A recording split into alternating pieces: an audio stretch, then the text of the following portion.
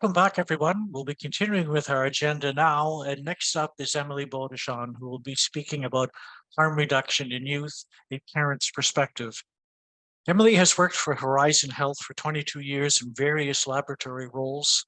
It was the lived experience of Emily's oldest son, Albert, that gave her a passion for harm reduction. He represents Atlantic Canada on the board of directors of the national advocacy organization Mums Stop the Harm, and facilitates a peer-led Holding Hope support group for families with a loved one currently struggling with substance use or working on recovery. He recently joined the board of directors with Avenue B and represents Mothers Stop the Harm on several local harm reduction committees. Welcome, Emily, and thank you for joining us this morning. Over to you. So thank you, everyone, for allowing me the opportunity to be here today. It's an honor to be here and talking about harm reduction and sharing my story with all of you. So I really appreciate it. As Randy said, I'm the I work in healthcare. I'm the laboratory administrative director of the St. John area, and I'm also on the board of directors for Moms Stop the Harm. And Moms Stop the Harm, for anyone who doesn't know about us, we're a network of Canadian families with representation in every province, and we were started in 2015 by 3 moms who lost their kids to what we were then calling the overdose crisis. And so those moms started the organization, and we're now 3,500 members across the country. So I'm going to tell you about my story. I'm going to tell you a little bit about Moms Stop the Harm and some of the advocacy work that we do. We're going to talk about alcohol, and we're going to talk about prescription drugs, and then messaging that we give youth, so abstinence versus harm reduction, and what the lessons learned that I learned through the process of what my family has been through, and then some tools for parents that might be helpful. So this is my son, Albert. He's now 29, and he was always a little bit different. He always danced to his own tune, and he's very musical. When he was 3 years old, he ate a full lobster dinner, and he was reading at a very early age, and really was always very brilliant. And very unique personality, and kind of one of those old souls, and very wise for his age. When he was in elementary school is when he really started to struggle. And when he was in grade 3, they told us that he wasn't going to pass grade 3. And, I was like, well, he can name every shark that swims in the ocean. So like, how is this a possible thing that he's, not going to pass grade 3? So we had some testing done, and he was reading at a grade 8 level at the time. He was doing math at a grade 5 level. And so we went back to the school and we said, there's something that's not lining up here, because he's actually really smart. And so they kind of labeled him as gifted, and diagnosed him with ADHD, and suggested that we put him on prescription stimulants, which, it didn't really exactly sit right with me. I thought maybe we should try to enrich him rather than try medicating as a first level of defense, and not saying that, that there's no judgment for anybody who's medicated, because I understand that there's a lot of value in that. But for our family, it didn't seem like the right fit. And so they did do some enrichment activities, and they recognized kind of that, music was his gift. And so he did better in school after that, once that was kind of recognized. He still continued to struggle, though, socially. And so he ended up kind of falling into the margins of his peers. And he started experimenting with drugs when he was in high school. And when he turned 19, he hitchhiked to Alberta, and that started 5 years of living unhoused and using substances.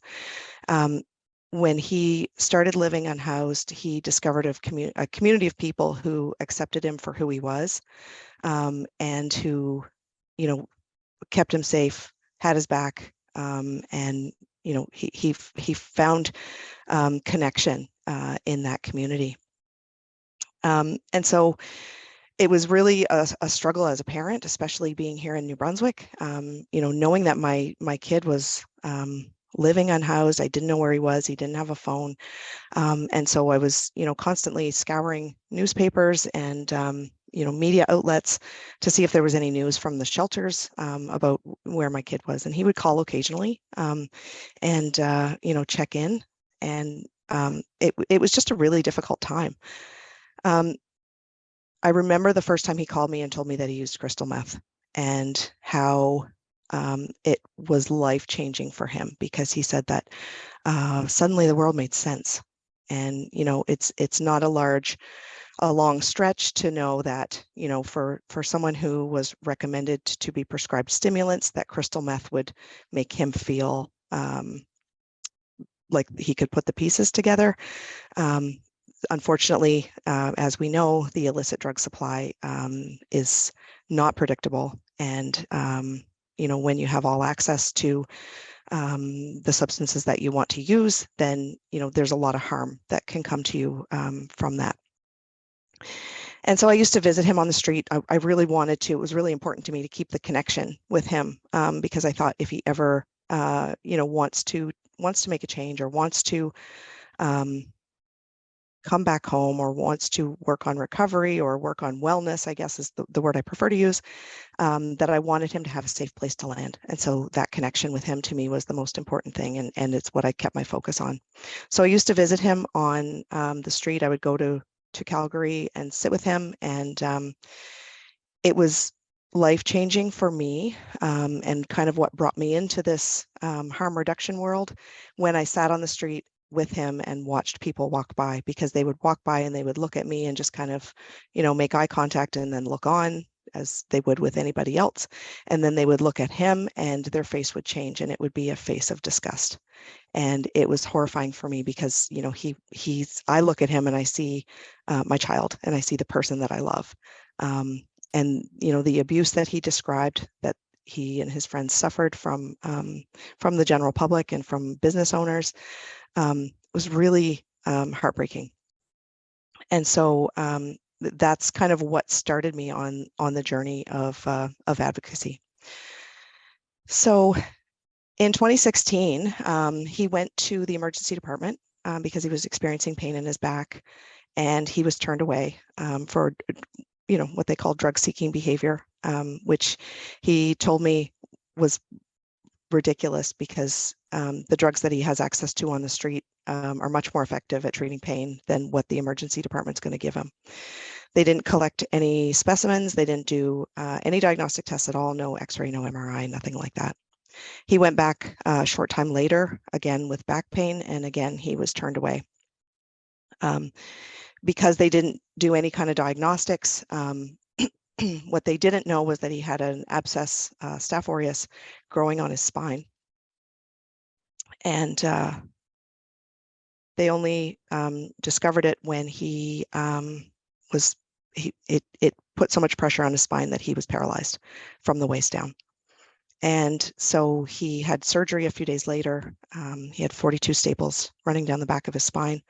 And then he had to rehabilitate and learn how to walk again. So he, post-surgery, he was heavily addicted to hydromorphone because of the, because of the very intense surgery that he had. And in Alberta, in the hospital that he was in, they were really good with the harm reduction measures. They gave him sterile supplies so that he could inject the hydromorphone in the method which was the method that he chose to consume it. And after a few months there, he did come here and he was admitted to the hospital here in St. John. And I'm so fortunate he had very compassionate physicians taking care of him here, and he was prescribed Cadian, even though, it was kind of to the point where he could have been weaned off of the opiates and, tapered down to, and then managed in a different way. But the physicians recognized that, he had a lot of other things going on, and he needed to rehabilitate. He needed, his whole world had changed, and adding in opiate withdrawal to that would really, wasn't what he needed at the time. So he was prescribed Cadian, which is one of the examples of safe supply that some advocacy groups are now advocating for. So I'm really grateful for that.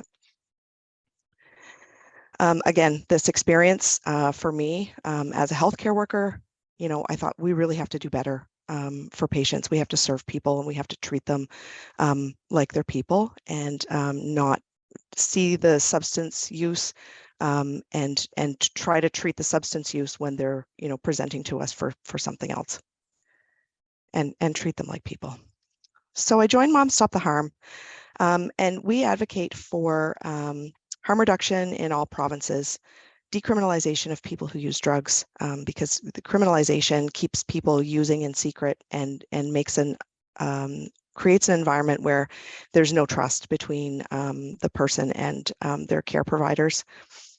We advocate for a safe, regulated supply, evidence-based changes to drug policy and treatment programs, upstream prevention, meaningful inclusion of people with lived and living experience and their families in all decisions that affect them, and an end to stigma, because stigma is a bigger killer than the substances are.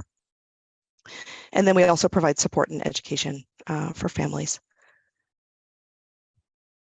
Our families face many challenges. We're navigating a fragmented system that is difficult to navigate. Even, for me, trying to navigate the healthcare system that I've worked in my, half of my life, it was really, really challenging. We're socially isolated because of the stigma associated with the substance use. I didn't have anyone to talk to. I didn't tell my family. I didn't tell my close friends.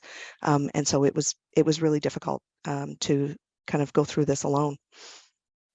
Caring for our loved ones puts a burden on families. And not only just caring for our loved ones, we have, as Sarah had mentioned, we have a lot of families who are raising their grandchildren, and that puts an economic strain on people, and it really takes a toll on our physical and mental health. And then an economic strain of, and then coping with ongoing grief and trauma, because we have our own grief and we have our own trauma. And I had forgotten to mention, you're going to see Petra Schultz's name at the bottom of some of my slides. She's one of our co-founders at Moms Stop the Harm, and she very graciously helped me get started and kind of mentored me into advocacy. And so I do have, I've given her credit for some of her slides that I've stolen from her slide decks. So just a few examples of some actions that we have taken with Moms Stop the Harm. So the Sunday before Mother's Day is Bereaved Mother's Day. It's an international designated day for mothers who have either lost a child, or their children are struggling, or they're estranged from their children, or women who want to have children and they aren't able to. And so on Bereaved Mother's Day of 2022, we mailed 1,000 packages of poppies to the Prime Minister's office. And basically to send the message, we need a safe supply now. And poppy seeds represent a safe supply of opiates. And so we mailed these packages from all across the country. So they were postmarked from every province, and we mailed them in a way that they arrived at the Prime Minister's office in time for Bereaved Mother's Day. And I also learned that if you mail something to the Prime Minister, or your MP for that matter, you don't need postage. You can just mail it, and it gets there. These are some of the actions that we took, or that we recommended for our members last year for what we're now calling International Toxic Drug Poisoning Day. And the reason we've kind of shifted to a different name is because overdose kind of insinuates that the person took a substance on purpose, when the reality is that the drug supply is toxic and people don't know what they're taking, and that's why our loved ones are dying. The pictures on the right are our event that we had here in St. John, and it was very, very rainy. And despite the rain, we had a pretty good turnout. And we're starting to talk about our event this year and looking forward to it. We've also developed a paper petition to the Government of Canada, and this is kind of an ongoing petition. So we have developed it, and every time you get 25 signatures on a petition and send it to your MP, then they are obligated to read it when they're in Parliament. So we've been seeing these come up over and over with different members across the country. In order to support our families, we started Holding Hope and Healing Hearts groups. And so Holding Hope is it's a peer-led support group for families with loved ones who are struggling with substance use. And our Healing Hearts groups are for families who have lost someone to the toxic drug poisoning crisis. We have a group here locally for Holding Hope, and we meet virtually every other week, and we also meet in person. So it's a hybrid group, and so you can join it in person here in St. John, or you can join by Zoom. And I'll have some contact information at the end if anybody would like to join our group. And then some of the education that we provide for families, these are, we hold these Holding Hope Connects webinars, and we just had one that was excellent. It was and we hold them on a regular basis, and so you can find them if you go to our website and look under events. Then we always have these posted, and they're really good. So let's talk about youth and what kind of how we got to where we are with youth and substance use. And so this is kind of the traditional abstinence-based messaging approach that we grew up with. Sorry, I'm lumping all of you guys in with me. I grew up with, potentially most people grew up with that are here on the call. And so, remember, this is your brain, and this is your brain on drugs. And the commercial about, parents who use drugs have children who use drugs. Of course, Nancy Reagan's message of just say no. And then the DARE program, which, my children all went through in elementary school in grade 5. And the messaging was always drugs are bad. They lead to poor outcomes. They will kill you. And no messaging whatsoever about any of the benefits of substances. And, I think that's where we failed with these abstinence-based messages, is because as soon as people try a substance for the first time and they're like, wait a minute, actually, this feels pretty good. And then, we have that, they're like, maybe everybody was lying to me, and so we lose credibility when we provide this abstinence-only message. And so, most people here that grew up with this messaging, this I pulled out of our brochure. This is the reality. So we have youth report using 20% of youth use cannabis, cocaine, crack, ecstasy, speed, methamphetamine, hallucinogens, and heroin.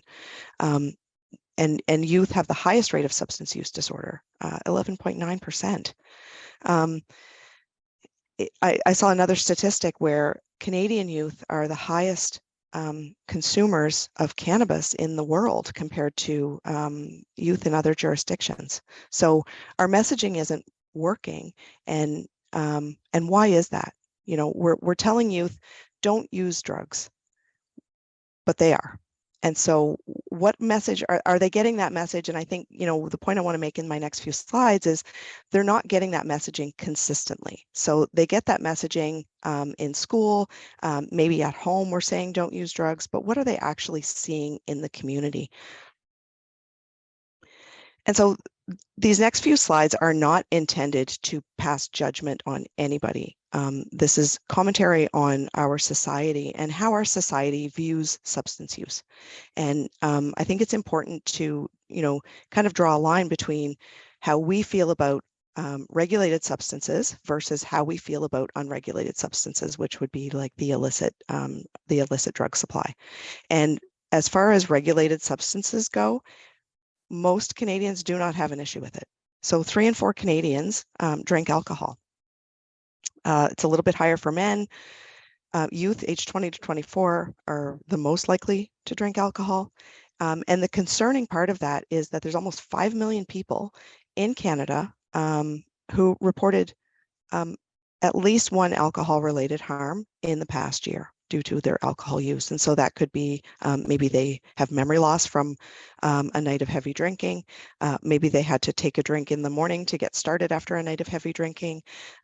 Maybe they started drinking and they couldn't stop until, and then they ended up drinking too much. Maybe they missed work because of alcohol. And so, we have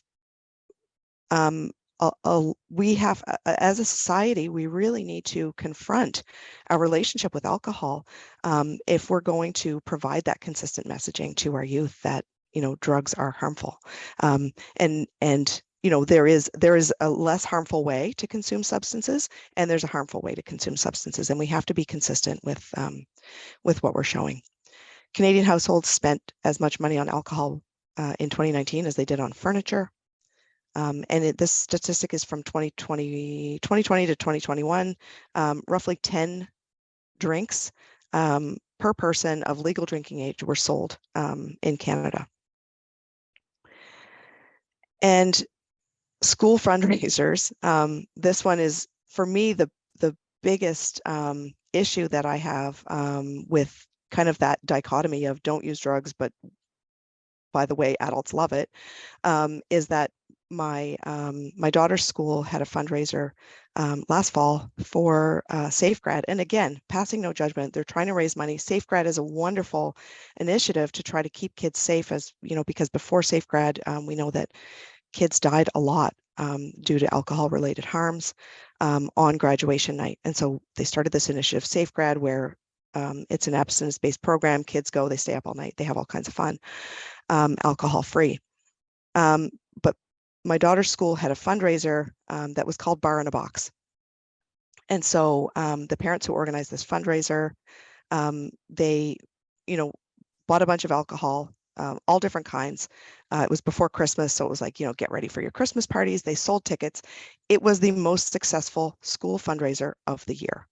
And so because it was so successful, they had another fundraiser. They have another one going on right now. And I think it's more geared to maybe gift certificates from NB Liquor that will, that a parent can use to then purchase their own alcohol. But, what kind of messaging is this giving our kids? It's they're basically that we love to drink. We as Canadians, we love alcohol. And, so we really have to be, we have to shift from that kind of message. And mommy wine culture is another example. We see all of these memes and this, we see this in social media and in practice. And it started as, kind of a solidarity thing. And the reason it started is, it's a good thing. It's a message that motherhood is hard, and we need to have solidarity, and we need to kind of normalize that sometimes moms need to unwind and moms need a coping mechanism, and that's okay. But what mommy wine culture actually does is it glorifies excessive drinking, and it minimizes the health concerns of overconsumption of alcohol. And as we saw in that, that commercial of, I learned it from watching you. Watching parents use alcohol to cope with stress encourages kids to model that same behavior. When the Canadian Centre of Substance Use and Addiction released their report in January 2023 that I'm sure everybody has seen, it really caused quite a stir among Canadians because, again, we as a society, we love our alcohol. What the report did have, which I really appreciated, was it has harm reduction measures for and recommendations for how people can drink less. And these are the kinds of messaging that we should be giving our kids. We don't want you to drink, but if you do, drink slowly, drink water in between drinks, choose non-alcoholic or low alcohol drinks if you are, if you feel self-conscious. That's the kind of messaging that we could all benefit from.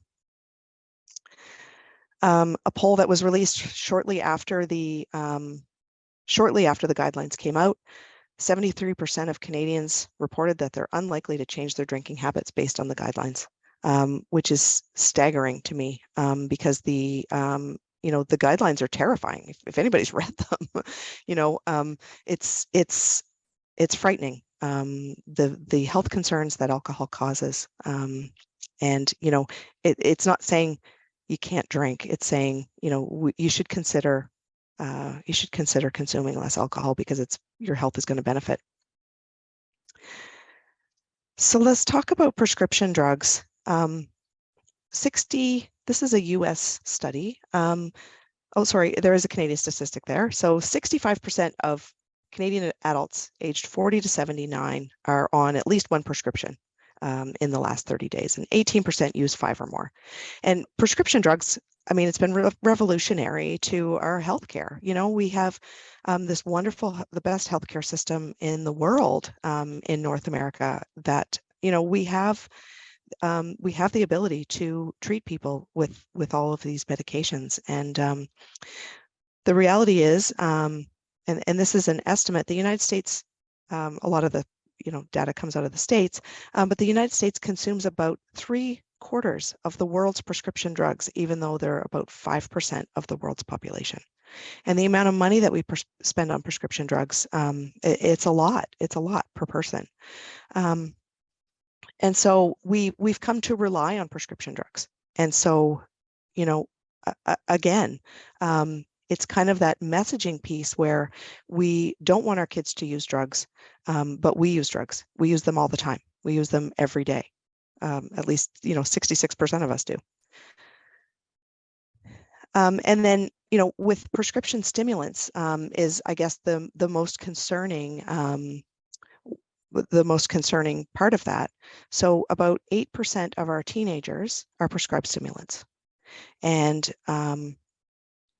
the reason they're prescribed stimulants, which I think is, the part that doesn't quite sit right with me, is that, the highest numbers are amongst our youth. So youth ages 15 to 19 and young adults aged 20 to 24. And I guess I'll flip to the next slide where it talks about the 8%. 16% report non-medical use by the age of 18. And 43% of adolescent medical users of prescription stimulants have also used them non-medically. And so the reason we're prescribing our kids so many stimulants is so that they can have better outcomes in school. And I think our society really would benefit from shifting to a more holistic view of what school should look like for our children, because we're prescribing them to them, but then they're becoming dependent on them. They're using them non-medically because they do, evidently produce a kind of a high that is pleasing to people like my son. And so the risk of developing substance use disorder for stimulant use is increased for our youth. And then what we saw during the pandemic is we had a whole bunch of adults being diagnosed with ADHD, and not just adults. I mean, teenagers. So prescriptions went up for our youth as well. And I'm not sure what the reason is for that, except that, we were learning differently. We were engaging in work differently. We were exercising differently. We were further disconnected. And so all of those things were, contributing factors to this increase in prescription Adderall. And the pharmacies in the United States saw shortages of that because of the increase in people who are prescribed stimulants. So let's look at what has worked with regards to harm reduction and what hasn't. So obviously our abstinence-based messaging is not effective. We've seen an increase in prescriptions for mental health conditions. So we've seen increased prescription for depression, increased prescriptions for anxiety. Our kids are on a lot of prescriptions. They're taking a lot of drugs now, and the message that we're giving them is, if you feel bad, we're going to give you a pill and it's going to make you feel better. But then, when you take a pill later in life, we don't want you to do that.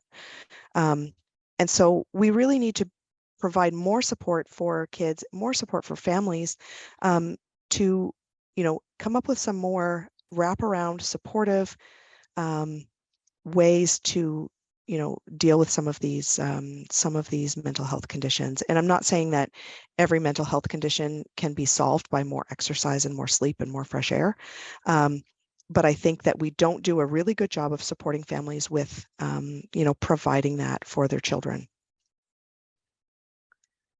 Mental health counseling in New Brunswick is two-tiered. So those who can afford private care have access, and those who don't could face waiting lists. And it's very, there are a lot of barriers to mental health counseling. Like Sarah had mentioned about the, if you miss your appointment, then you're not here again until we can fit you in again, maybe in 6 weeks. And so we have to kind of break down some of those barriers for people because they need access to support. Throughout the pandemic, we saw an increased disconnection, which led to an increase in depression, an increase in, mental health conditions, and an increased need for support.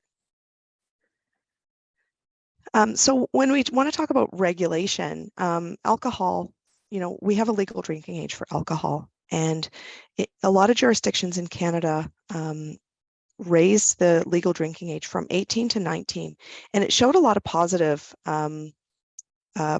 results. So, excuse me. And there's actually a study that came out in 2014 that suggested that if they were to raise the minimum legal drinking age from 18 to 19 in the 3 jurisdictions in Canada that still have an age of 18, that it could potentially save 7 males, 18-year-old males every year. And so looking at that impact that regulation has on alcohol use is really important. And then, the Cannabis Act. So as I mentioned before, sorry. Okay, sorry. Canadian youth are the world's most prevalent and the youngest cannabis consumers in the world. And so one objective of the Cannabis Act is to restrict young people's access and enticement to use cannabis.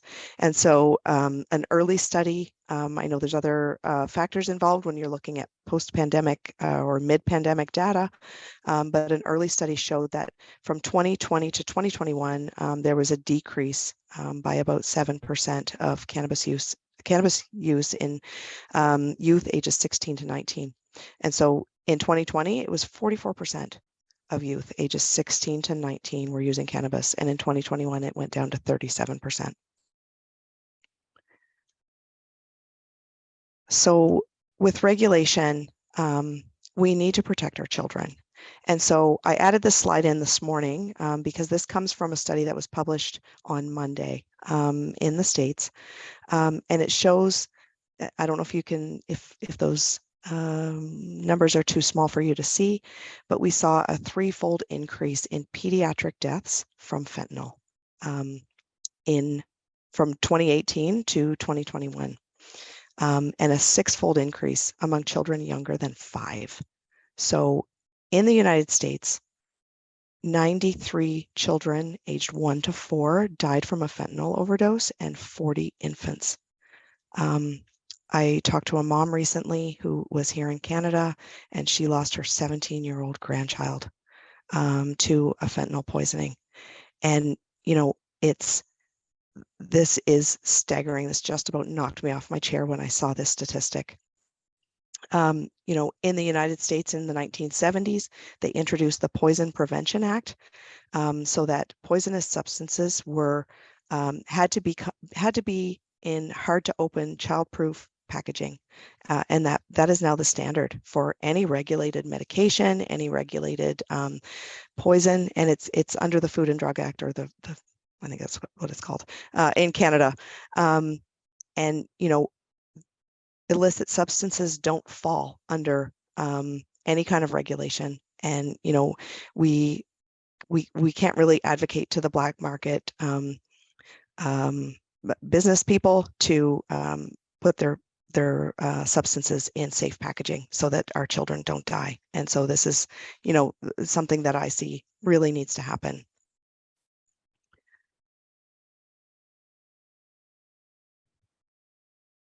So what we see is, teens don't want the abstinence-based messaging.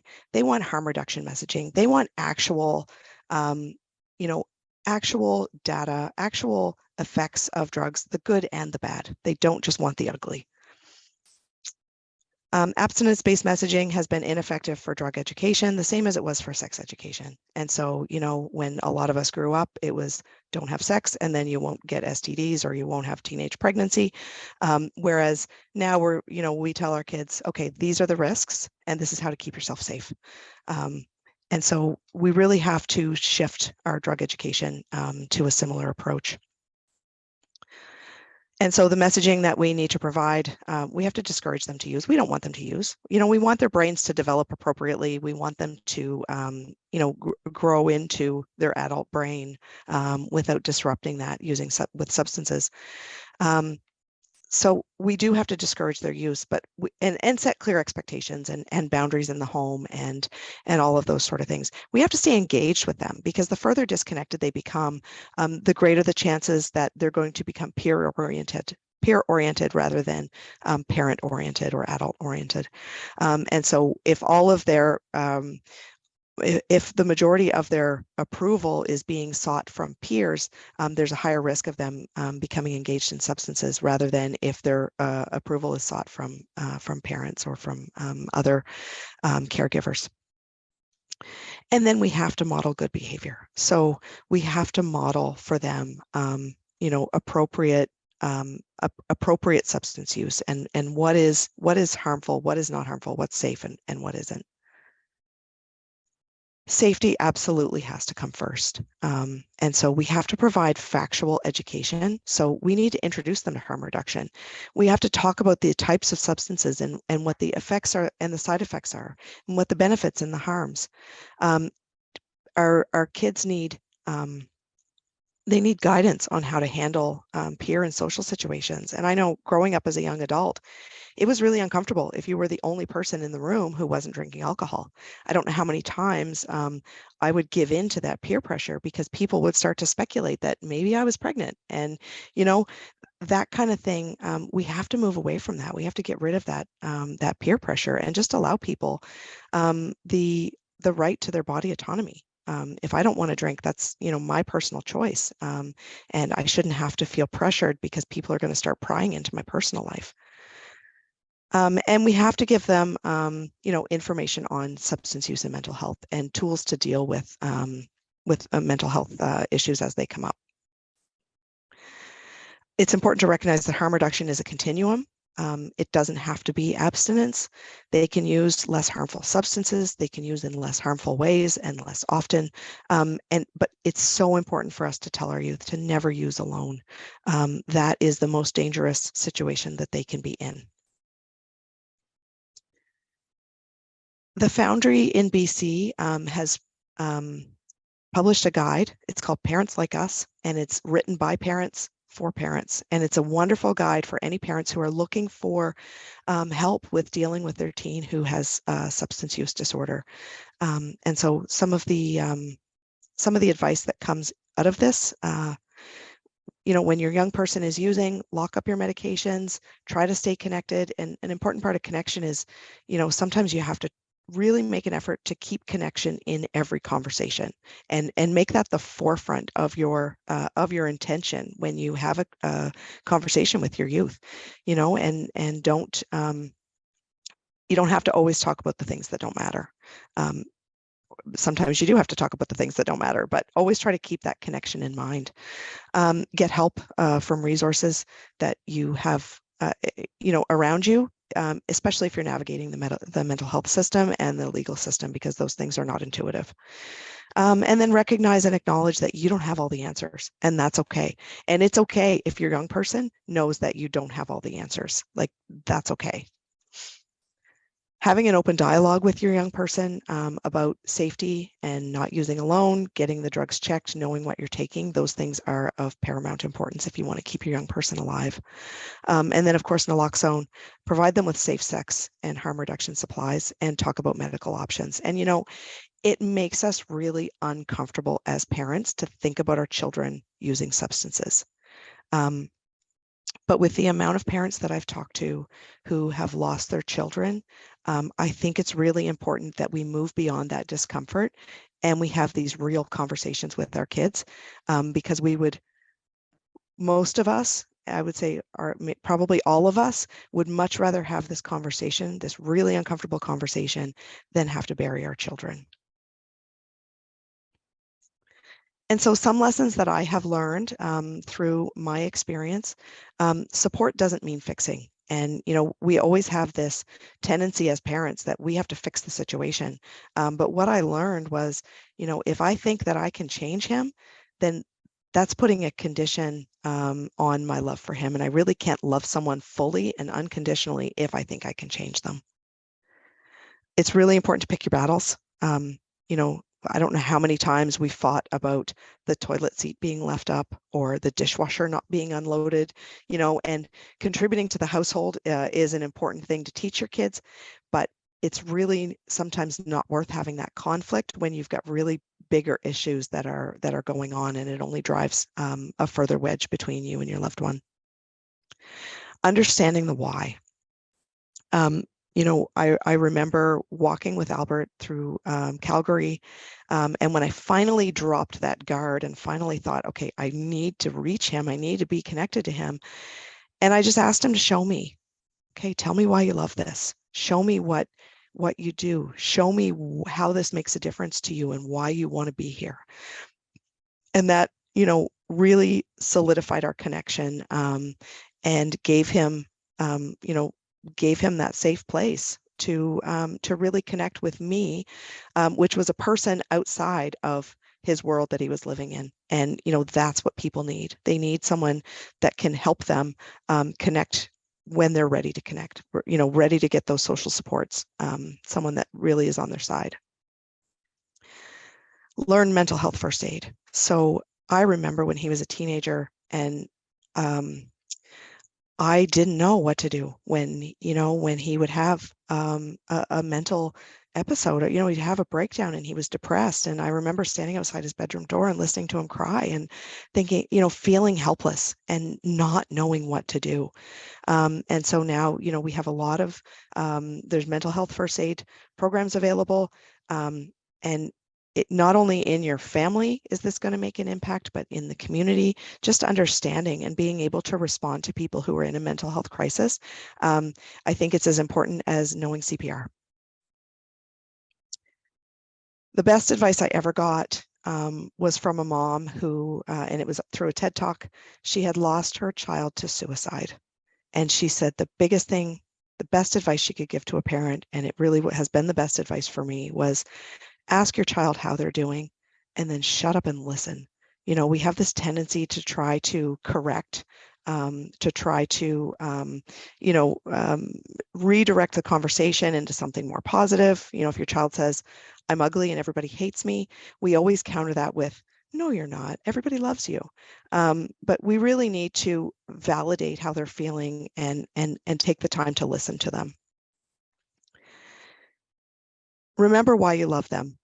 It's really hard in that moment to when you hate the behavior, to remember why you love them. And, I had a counselor tell me, look at his baby pictures, look at the child that he was, because he's still that person.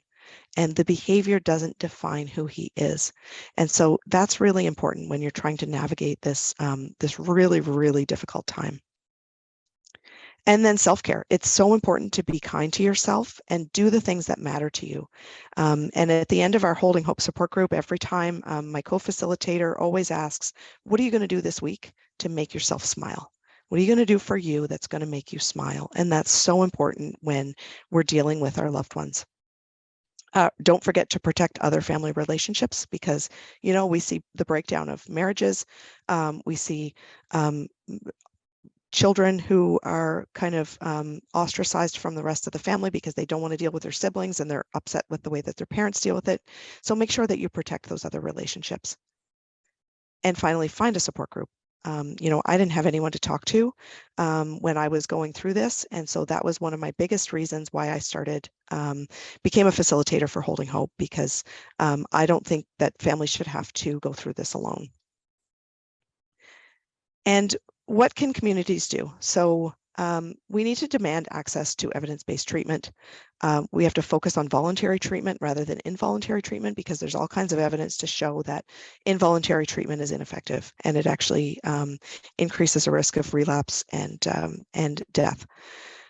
Support local and provincial harm reduction initiatives. We have to provide support for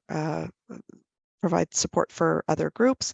And we have to look at the underlying causes of substance use and support prevention measures. And then I would add to this, we need to confront our own relationship with substances and kind of make that distinguish between, because we have substances that we think are morally correct, and that's the ones that are regulated, and the ones that are morally incorrect, which is the more dangerous, the illicit drug supply. So we have to be take a real hard look at ourselves and why we feel the way we do about those things. And then, of course, be open, kind, and generous, and not discriminated against people that, maybe we can't relate to, or maybe we discriminated against them because we can relate to them and we're judging them. So we have to be really careful there in order to support people. And so where is Albert now? So Albert, after he recovered and he was able to walk again, he wanted to go back to Ontario. And using that philosophy of I can't love him if I think I can change him, I drove him to Ontario. We made it a family vacation. I dropped him off. He went to the street. He was walking with a cane still, and he injected not long after he got there. And he ended up back in the emergency room. And he needed me to advocate for him because they weren't taking him seriously. They didn't even believe that he had just had back surgery and that he was paralyzed. They, wanted to just turn him away. And so he did get admitted. He was put on antibiotics again in case the infection was coming back. And that's when he decided, okay, I can't continue this life if I continue to use substances, and I need to. I want to play music. I love music, and that's my greatest passion. And so he stopped using intravenously and detoxed in the hospital, which was really the best possible place for him to do that. And then over time, he's on a path of wellness. And so he had treatments for Hep C. So he gave up alcohol and realized, oh, you know what, I actually really feel better without having alcohol. So he quit smoking. And, and then he gradually gave up the substances that were harmful to him. And so abstinence doesn't have to be the goal for everybody. As long as everybody is on a journey to wellness, then you're as long as you feel better tomorrow than you did today, and you're working towards that, then I think that's the best possible outcome for anybody. And he's actually my biggest fan. He's wearing a Mom Stop the Harm t-shirt, and he has a Mom Stop the Harm bumper sticker on the back of his car. And I should have mentioned ahead of time that I share his story with permission. He's very supportive of the work that I do with Mom Stop the Harm. And this is my contact information. If anybody is interested in connecting, if you want to check out Mom Stop the Harm, I've got our websites and our social media handles listed there. And of course, if you have a loved one who's struggling, or you've lost a loved one and you want to reach out to our Holding Hope or Healing Hearts support groups, then I encourage you to do so. And thank you.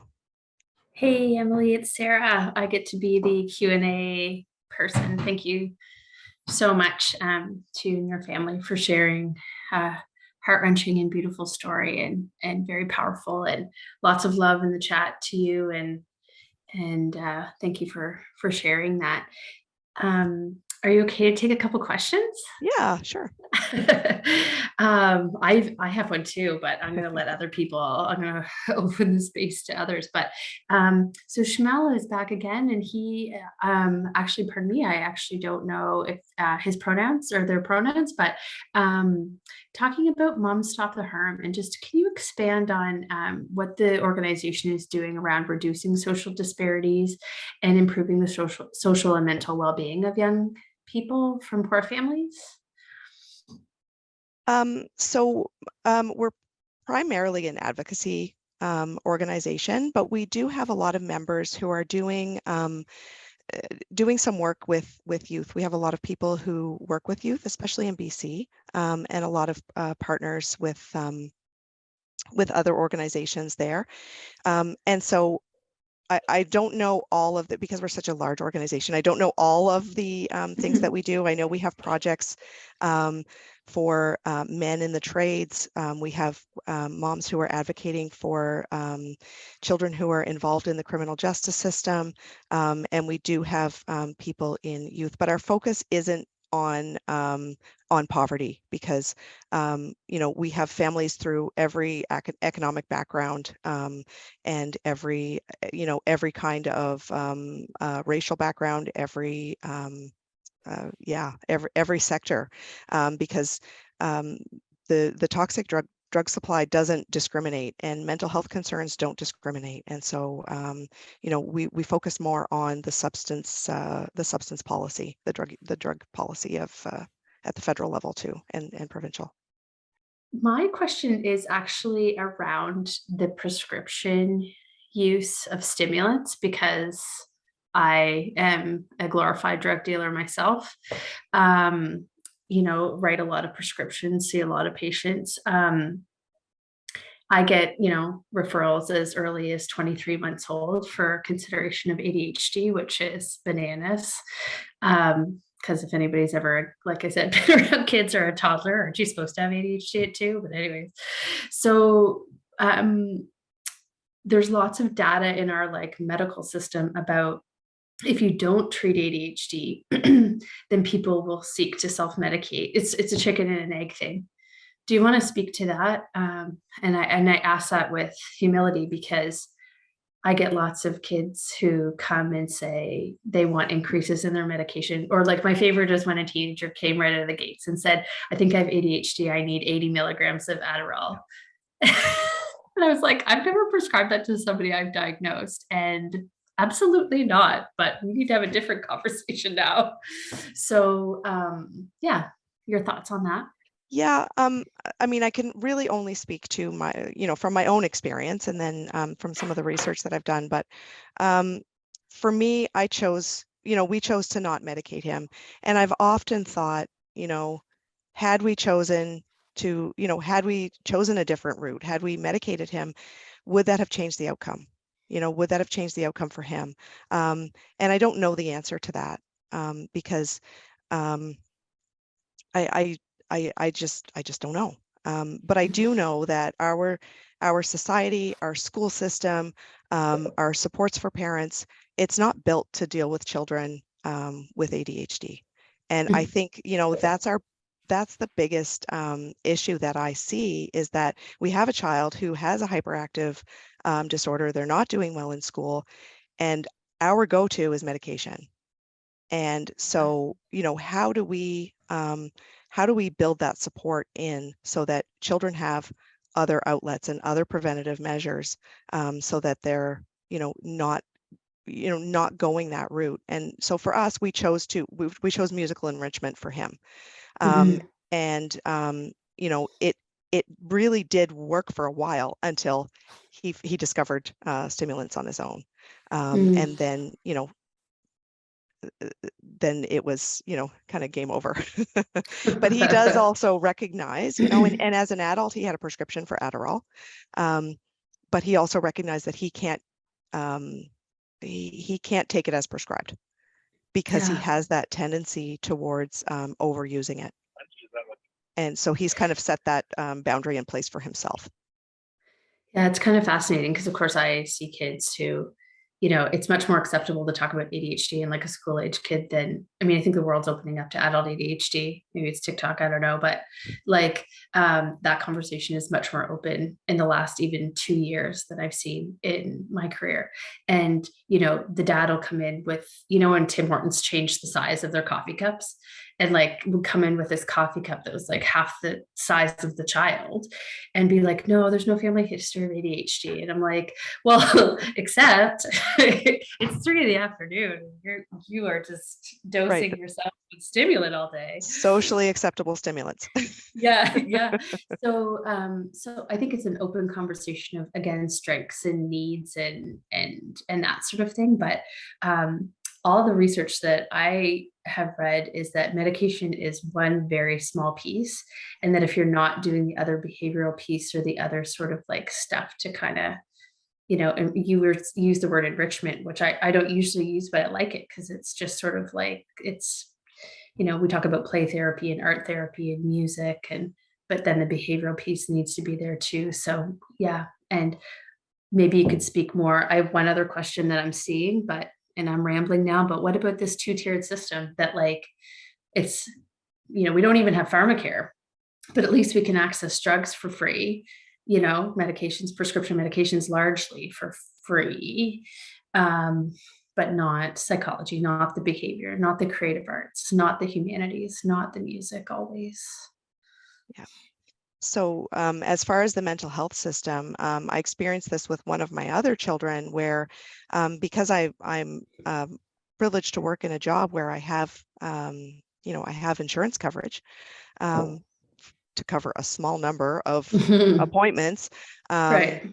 We sought counseling for them, and we also sought counseling through the school, through the ISD program.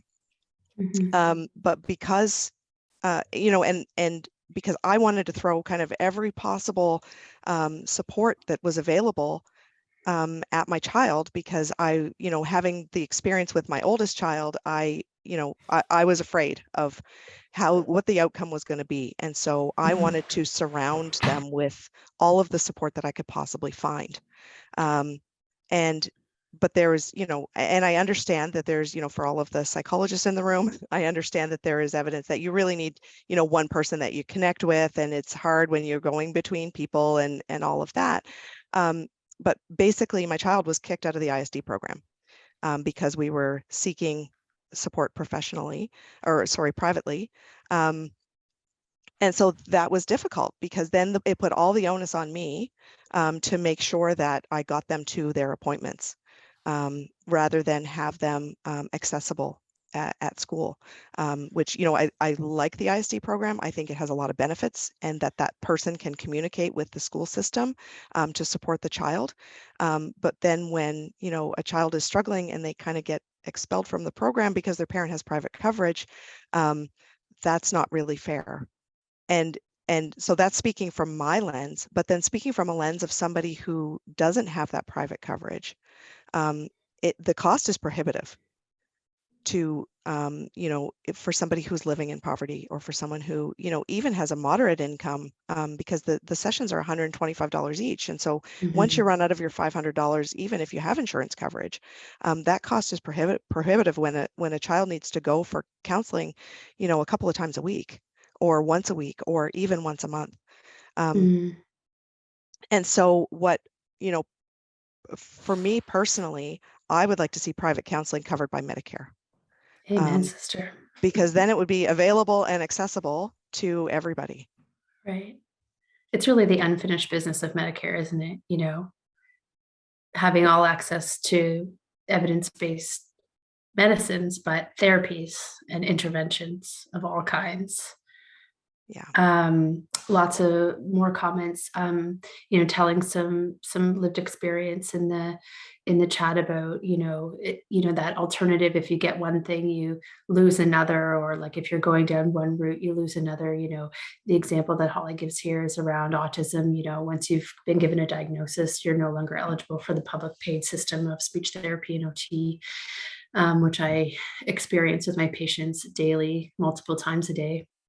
And then I think it's probably Heather, but Heather J, wondering how children with ADHD would benefit from outdoor education programs, which we've seen examples of in St. John, but then just due to funding models, you know, again, creating an education two-tiered system without, you know, full support, then we're not able to be sustained as an alternative environment, which may have been an opportunity for kids with, you know, just who needed something different.